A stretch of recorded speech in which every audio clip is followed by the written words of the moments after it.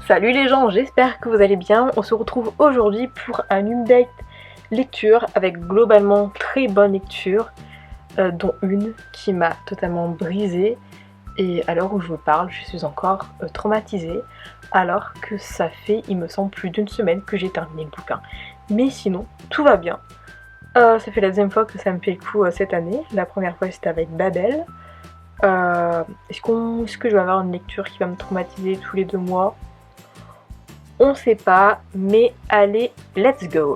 Pour commencer, il faut savoir que j'ai décoré ma tablette avec des petits stickers que j'avais eu il y a longtemps dans une pochette et que j'avais pas utilisé. Du coup, j'ai décidé de les mettre sur ma tablette. Je pense que je vais en racheter d'autres, parce qu'il y a encore de la place. Voilà, c'était le petit hors-sujet du jour. Je vais rien dire, juste ce tome. Si vous l'avez lu, vous savez.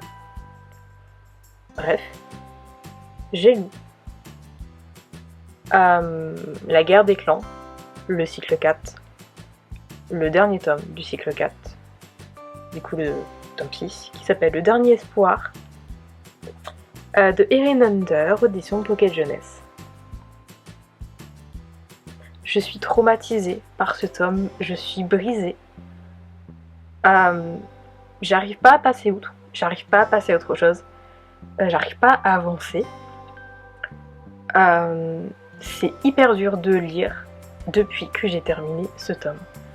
Je ne savais pas que la guerre des clans pouvait me mettre dans un état pareil. Je suis hyper attachée aux personnages, il y a des personnages qui sont là depuis le début, depuis le cycle 1. On savait depuis un moment qu'il y allait avoir une grande guerre. Là, la guerre a eu lieu. J'imaginais pas qu'il y allait y avoir autant de morts et que j'allais être traumatisée. C'est censé être une saga pas adulte, genre jeunesse, enfin young adulte, jeune adulte, enfin adolescent, jeune adulte.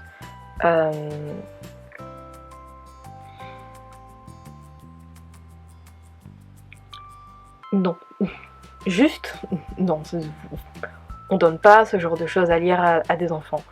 Parce que si moi, à mes 31 ans, je suis traumatisée,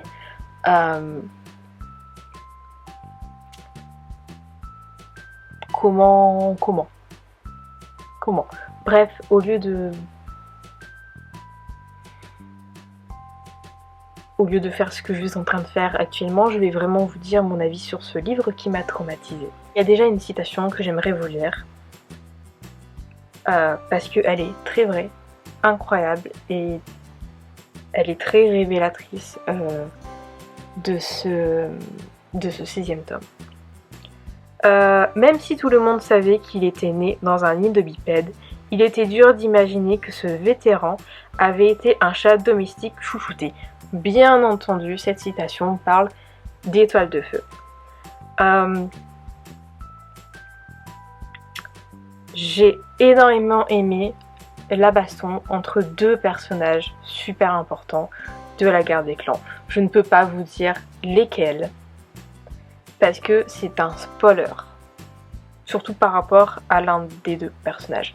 Si vous avez lu ce tome, vous savez de quel personnage je parle, et c'était tellement évident que ces deux personnages allaient se battre encore, et la fin de ces deux personnages, même si elle est triste, même si elle m'a brisé en 1000 morceaux, en vrai je ne pouvais pas les imaginer disparaître autre qu'en se battant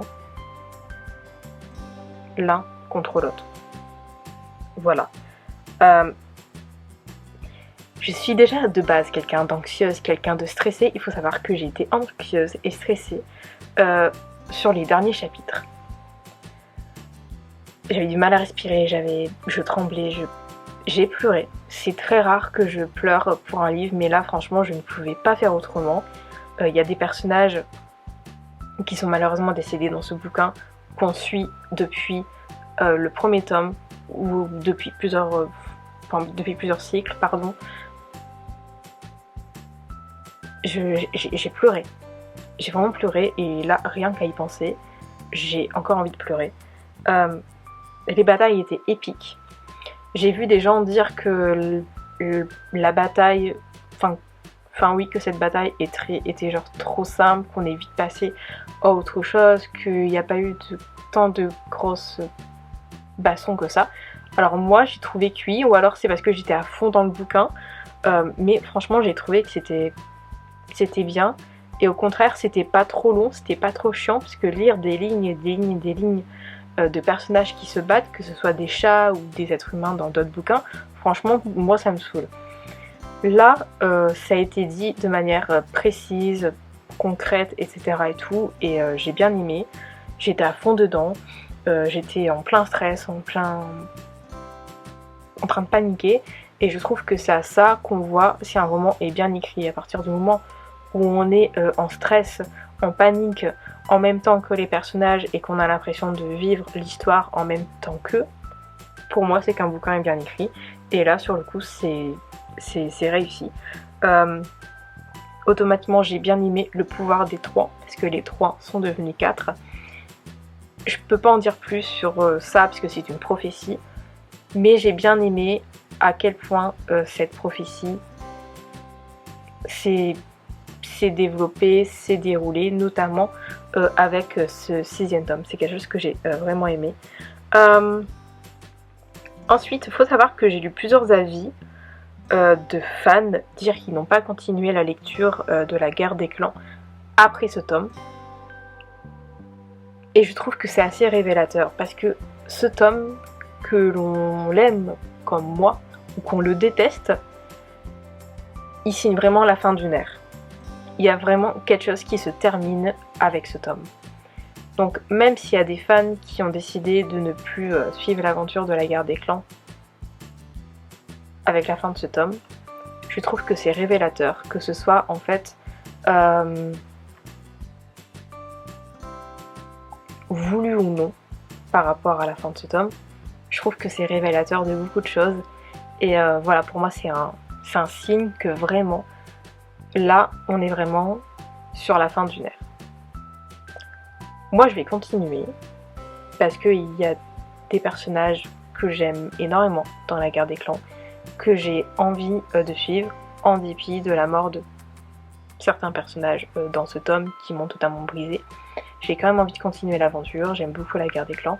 À voir, peut-être que du coup le cycle 5 après je continuerai pas, mais pour l'instant je continue.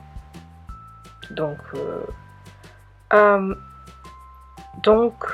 voilà.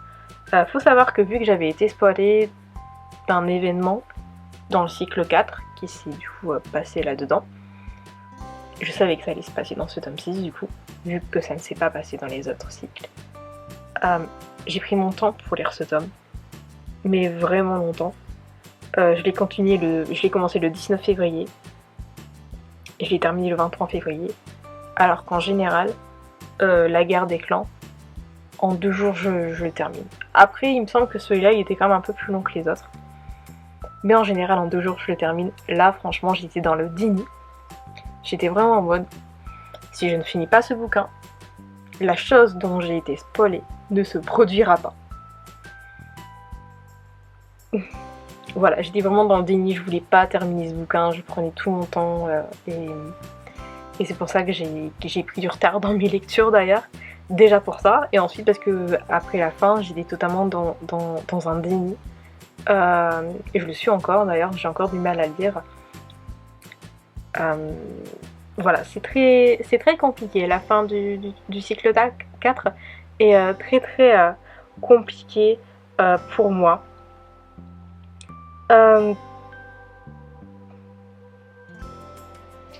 Bref, je pense que j'en ai dit déjà beaucoup, on va s'arrêter là.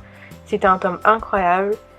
Pour moi, c'est certainement le meilleur tome jusqu'à maintenant de la guerre des clans. Il est vraiment incroyable, il est à couper le souffle. J'ai pleuré, j'ai énormément pleuré. J'en ai rêvé pendant plusieurs nuits. J'y pense encore, alors que ça fait déjà un moment que j'ai terminé ce tome. Franchement, il est incroyable. Il est incroyable et juste pour ce tome, pour moi, c'est une raison valable pour lire La Guerre des Clans. Voilà. Mais si jamais, je peux comprendre que ça freine parce qu'il y a énormément de tomes, énormément de cycles. Jusqu'à maintenant, il me semble qu'il y en a 8. Et dans chaque cycle contient environ 6 tomes. Je crois que le 8ème, il n'a pas encore les 6 tomes parce qu'il est encore en cours. Mais bref, je peux comprendre que c'est long. Mais juste pour La Guerre des Clans, lisez dans ce cas-là au moins le premier cycle. Au moins le premier cycle. Voilà, après à vous de voir si vous continuez ou non, mais au moins le premier cycle. Voilà, c'est tout ce que j'avais à dire. Après La Guerre des Clans, il me fallait une lecture un petit peu plus chill. Du coup, j'ai lu un manga. Il s'agit donc de Colocataires à leur manière, le tome 2, de Minatsuki et Futatsuya aux éditions Nobi Nobi. Donc nous avons ici un écrivain introverti qui se retrouve avec un chat, une chatte particulièrement, dont il va devoir s'occuper, il va devoir apprendre à s'en occuper. Dans ce deuxième tome, du coup, ça commence avec la fuite de Haru, me semble-t-il, c'est ça, Haru. Donc, bien entendu, il va la récupérer assez rapidement. Et au cas où elle lui refait le coup, il va aller lui acheter du coup un petit collier.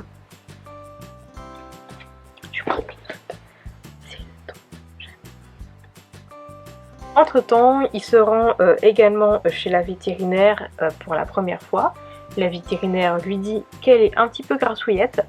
Il lui montre comment il lui donne des croquettes. La vétérinaire est en mode ok, vous lui en donnez vraiment trop, c'est pour ça qu'elle est grassouillette.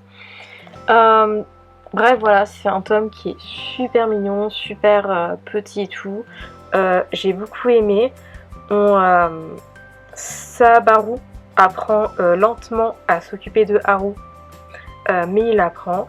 Je me reconnais toujours autant dans ce personnage qui est totalement introverti, qui déteste sortir de chez lui, ou pour lui sortir de chez lui c'est une véritable corvée. C'est un peu mon cas. Si je pourrais rester chez moi tout le temps, je le ferais. Si je pourrais travailler de chez moi, franchement je le ferais. Je rêve d'avoir un travail qui me permet de rester chez moi. Je crois que c'est mon plus grand rêve. Enfin bref, et Haru de son côté, elle prend son rôle de protectrice de Sabaru très très très au sérieux. C'est trop mignon. Enfin bref, j'ai trop aimé ce tome. Ça m'a fait du bien de lire une lecture plus légère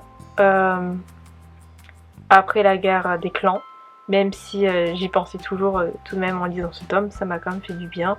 Et voilà, c'était un super deuxième tome. Ensuite, le troisième livre que j'ai lu dans le cadre de cette unique lecture, il s'agit du premier tome de Gilead de Marissa Meyer aux éditions de Saxus. Donc,